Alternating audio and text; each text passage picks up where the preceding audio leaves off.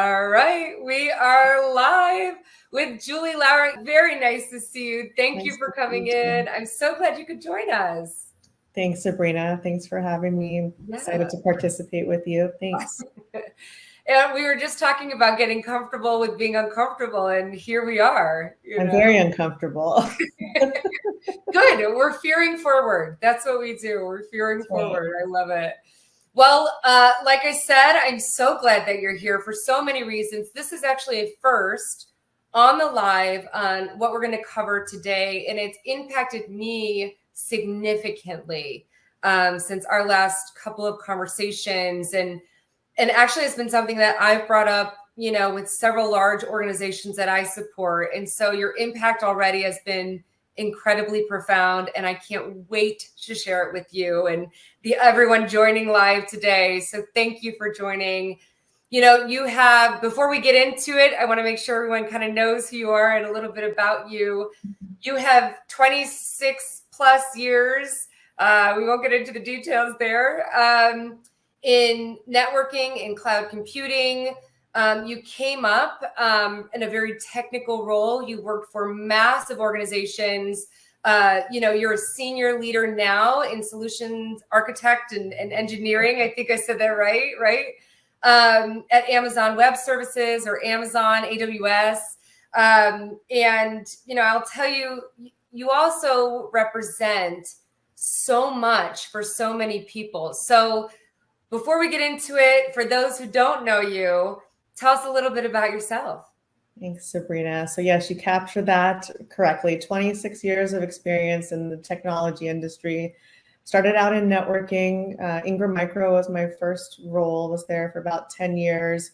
And then after Ingram Micro, I worked for a company called Network Associates, Network General, and then Network General was acquired by Network Associates. And that was a role as a solutions architect, supporting protocol analysis. So as network sniffer, you put a sniffer on the network to sniff the bits and the bytes and determine whether, when somebody says the network's slow, is it truly the network or is it the application or the server that the application resides on? And at Ingram, I was supporting the global LAN and WAN environment.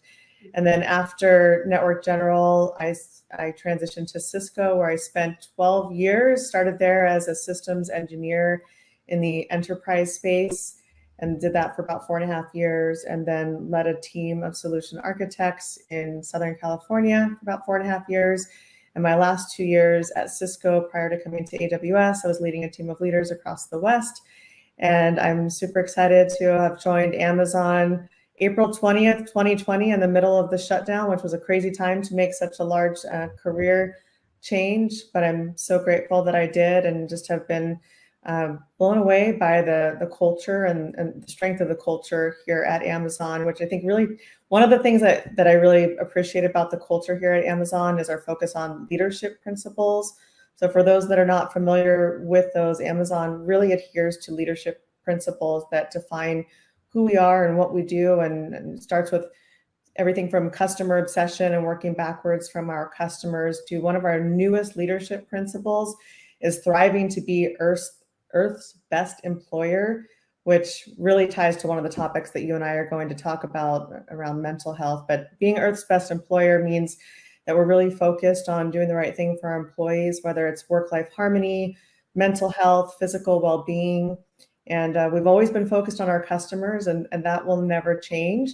But it's really taking that customer obsession and saying that we also need to be focused on our employees in order to be customer obsessed. I think one of the analogies that really resonates for me is, if you think about the on an airplane, when they tell you to put your oxygen mask on before you can put that on your child, you have to take care of yourself. We have to take care of our team before we're able to be our best at taking care of our customers. Oh, and that's, right now it's Mental Health Awareness Month. And, I'm seeing, just because of, it being Mental Health Awareness Month, so much about that. And from an employer perspective, I think it's something that now is starting to be talked about. But, we've talked about this. It's a challenging conversation, kind of across the board, and at least in my opinion. And, we recently talked about how mental health played a factor in your life, and you shared an unbelievably touching story with me. And it, like I mentioned earlier, it's really impacted me. And, one of the pieces that's so powerful about it is that you shared it, frankly, because I know in my own life, in my own development, I often think people are going to judge me, stigmatize, whatever it might be, think less of me when I share these kinds of things. And what happened when you shared is it actually made me appreciate and enjoy you more. I've always loved the fact that you are a female in tech and you're so technical and so personable. I think sometimes we can struggle with, kind of that balance, and you've done such a flawless job at it. And I know there's a lot of work behind it. I'm not saying it comes necessarily without a ton of work, but I would love for, you to tell us a little bit about this sort of changing conversation that you recently had at AWS with your executive. Yeah, thanks, Sabrina. So before I share that story, I do want to highlight that I think the pandemic and the shutdown, one of the silver linings is that it has created a platform for us to have more authentic conversations with our teams around mental health. Prior to the shutdown, people did look at it as a topic that had stigma aligned to it, and they weren't conversations that we were having very often in an open forum. So I know that we're not unique here at Amazon. There are other companies that have done the same thing where they're really trying to create that open platform, and it did give us that I think safety to be able to have. There's the term psychological safety, which really just means the ability to bring your authentic self to work and not have to context switch between who you are at home and who you are at work. And we saw early on during the shutdown, everybody was in a different state. There were parents having to homeschool their children. There were people who were living alone and felt isolated. There are people that are social and they miss that aspect of going into the office and being able to have that human interaction. So we recognized early on the importance of realizing that everybody was in a different place and how they were adjusting and dealing with it. And there were other mental health challenges that people were going through that they never felt comfortable to speak about previously. So I just wanted to share that background on. I think that's where we started having more dialogue and being okay to share. And as leaders, certainly here at Amazon, we have made it a priority to tell our teams that there are resources. We are getting ready to do a stand-up, which is kind of like an all hands. We call it a stand-up because it's a little more scrappy, intended to be a little more informal. And so here in the West, we'll be hosting one of those here in May. And we have a whole session around mental health awareness and just making sure that our teams, we as leaders are going to share some of our own personal stories so that the team, we want to create that vulnerable, authentic side so that the teams know, it starts with us. We have to be willing to share so that others know that it's okay to not be okay, and just sharing some of those personal stories. So getting back to the example that you described, I was at a leadership offsite for a strategy session about a month ago in Seattle, and I moved into a new role, brand new team, beginning of March. So having been here at Amazon for 2 years, brand new team. And one of our very senior leaders on my new team, we were at a dinner, and somebody had asked, why did I move from East Coast to West Coast, which I did. I think I was 11 years old when I made that move. And I had a split second to decide whether to share one of the outcomes or effects from that move that it had on me personally, to share with this leader. And something in my gut prompted me to say, yes, go ahead and share. And what I shared with him was a very vulnerable moment, which was at the age of 11, I did not want to move from the East Coast to West Coast. My mom remarried, and my dad, all my friends, family were still on the East Coast. I did not want to move, but my mom remarried, and it was at that time, New Jersey law said that, mother's rights. And so as a result of that move, I ended up with an eating disorder that was not just for that year. It was something that was with me from age 11 all throughout high school. So it became short term. It was anorexia, got down to 69 pounds, and was hospitalized at Children's Hospital of Los Angeles. And got to a point where I was, on the surface at least, healthy enough to get out of the hospital. But I think I would argue that I was released too soon. I did what I needed to do to hit the milestone from a weight perspective to get out of the hospital. But there's a lot of psychology and emotions that go behind an eating disorder. And so it transformed from anorexia to bulimia, which on the surface, all throughout high school, I was I would say high functioning. Nobody could tell from the surface level. I was in student government. I participated in sports and cheerleading and was very academically focused. So from the outside, I looked like I had it all together. But behind the scenes, there was an eating disorder that I was still dealing with. And it wasn't until I became pregnant with my first son. I have two now grown boys in their 20s and 30s. But it wasn't until I became pregnant with my first child that I realized I really do need to fix the underlying surface aspect of what's causing this eating disorder. So in that moment that I had, I remember thinking, this is a brand new relationship partnership with this very senior leader at Amazon. Do I share something so vulnerable and something that you typically would keep private? And again, I don't know what it was that compelled me in my gut to share that. And as soon as I had said that it caused an eating disorder, the next words out of his mouth were, "My daughter has an eating disorder right now." And I mean, I get chills right now just retelling that story. And it was just such an aha moment for me of we really need to not back away or shy away from stories that are personal, because there are so many people going through so many things, not just in our work, but in our private lives. And the more that we share of things that we've gone through, the more I think people feel safe to share, where we can in exchange help them. And so as a result of that, he and I are now going to partner together on this stand-up here, and it's actually next week. And he's going to share his story with his daughter, and we hope that it will inspire and encourage other people, even if they don't feel comfortable sharing, just so that they know that they're not alone and that there are resources that can help them. It's massive, and you hit on so many things there. I mean, I can feel myself already welling up with, I want to unpack a couple of things, because first you said on the surface, I looked okay.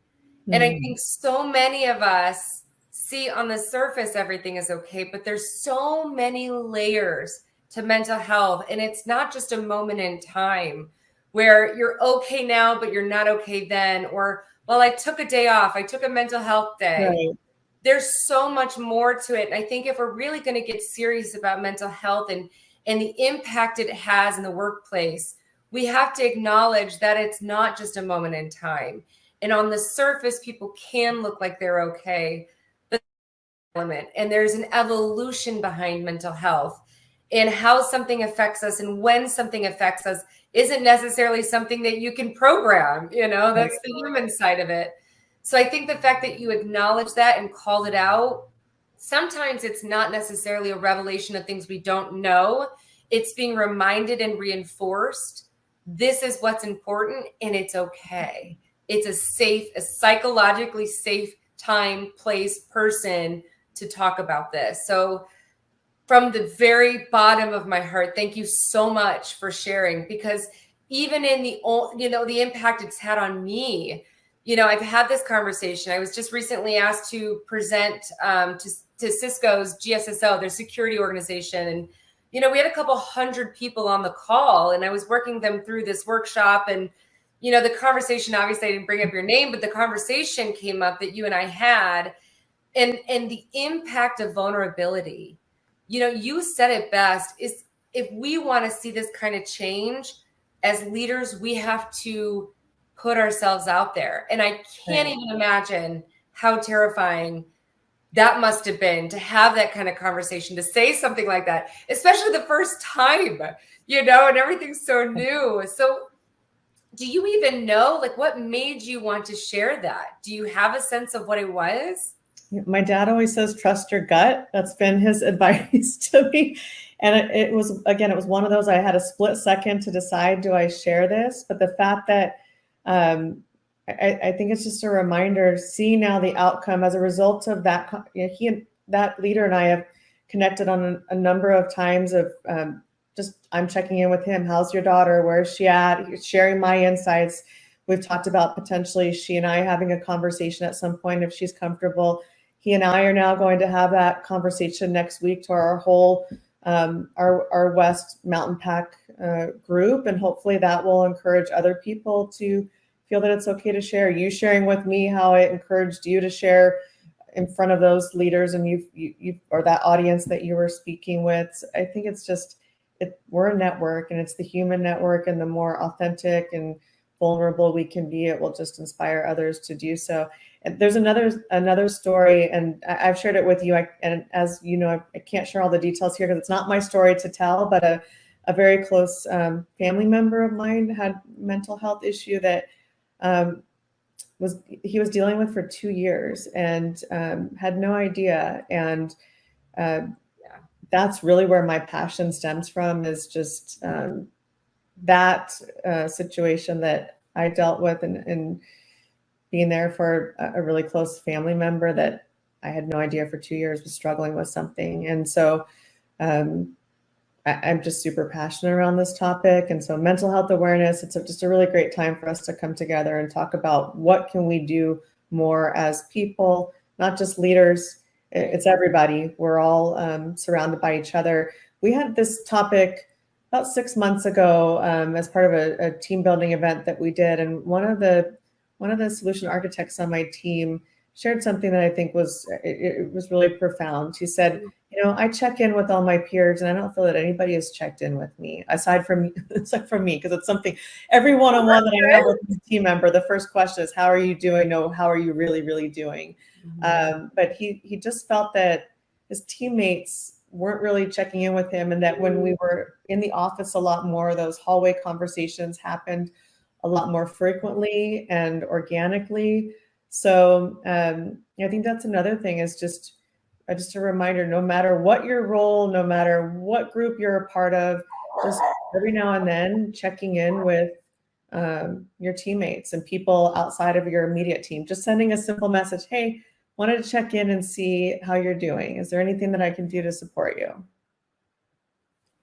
And it can feel awkward. I get why people don't. I've had people say, no, how are you really doing?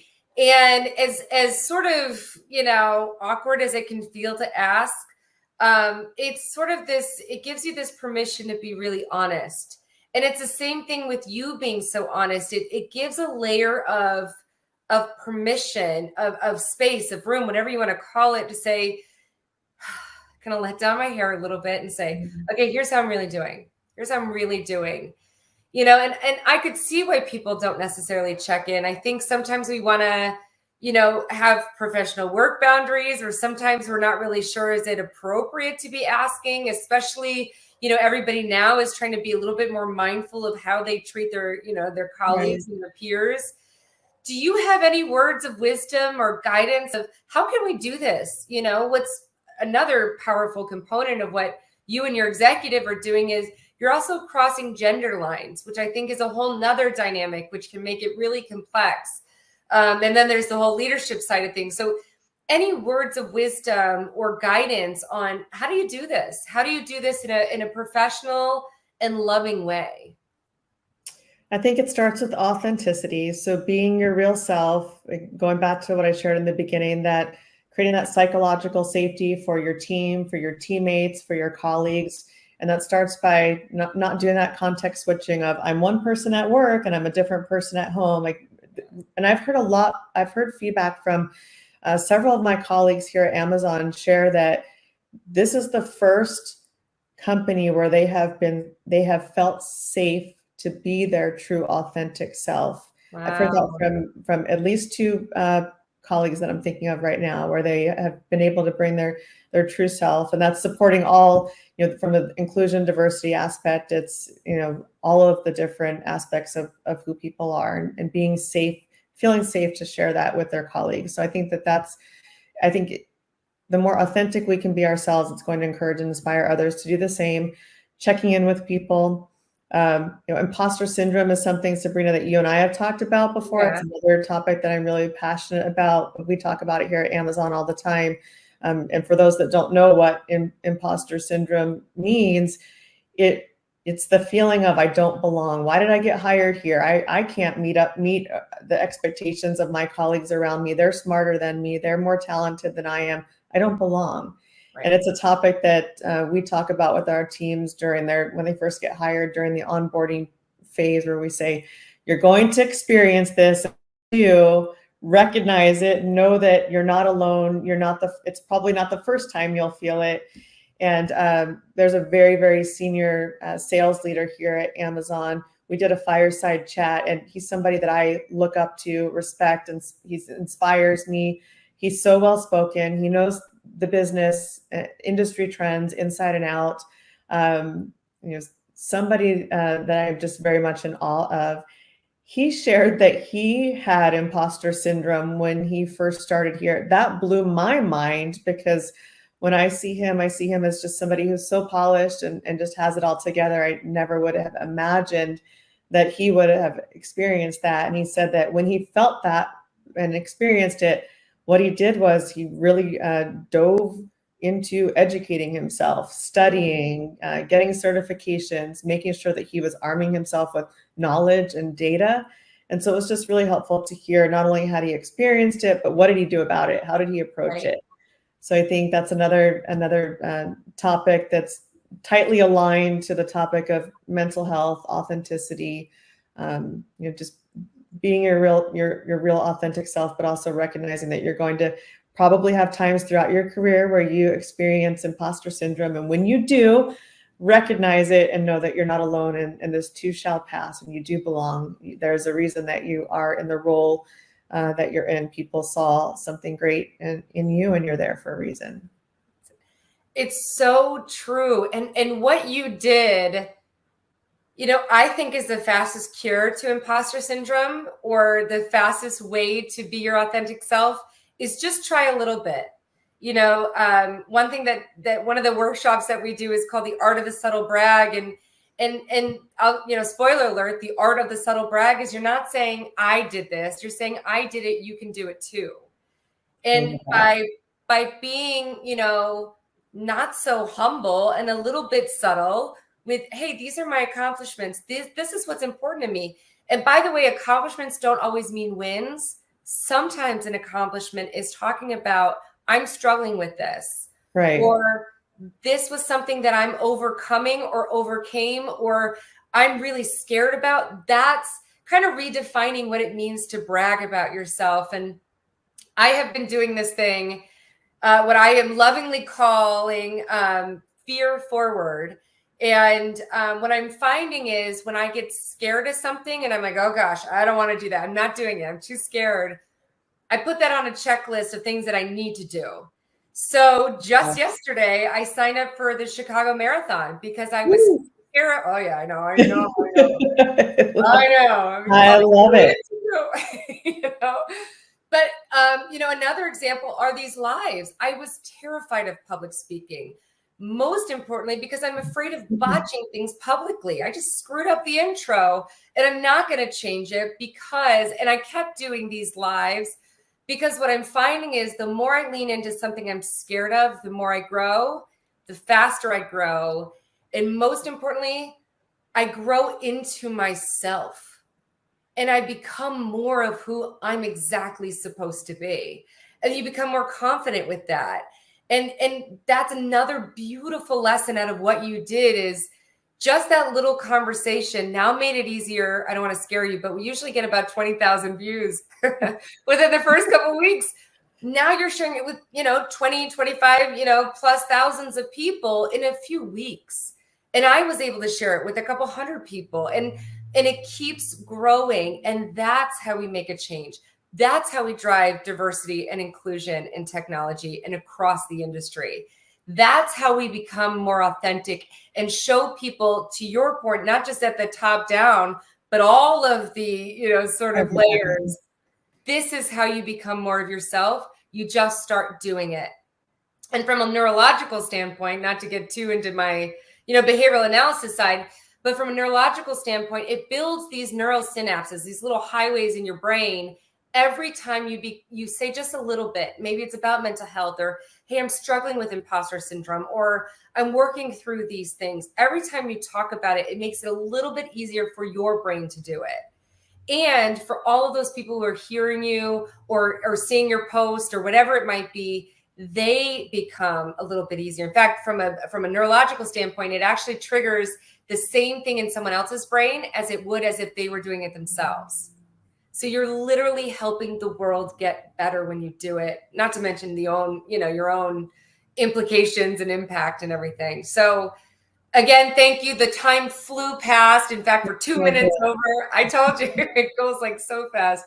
Julie, thank you. This is probably, I don't want to, shame anyone else or put anyone else. This is probably one of my absolute favorite lives I've ever had. And thank you, Sabrina. I appreciate you. I appreciate you too. I have the same fear of the public speaking. I told you before we went live, I'm so nervous about going live, and I appreciate just the opportunity to have just a real authentic conversation. Typically when I think what makes public speaking challenging for me is I try to go by a script and don't want to miss any data points. And as I shared with you, I just want to go just unscripted. And I think that's the key. When you're not scripted, you just speak from the heart. And I really appreciate this conversation that we've had, and hopefully it can benefit others as well. So thank you. I know it will. I know it will. It already has, So just in closing, is there any last words of wisdom, resources, anything that you want to leave the audience with? I think just be your true authentic self. Imposter syndrome is real. Embrace it. And check in with your friends, your colleagues, and family. And it's okay to not be okay. I think that's the key. Yes. Julie, thank you. I can't wait to see what's ahead. This is just the beginning.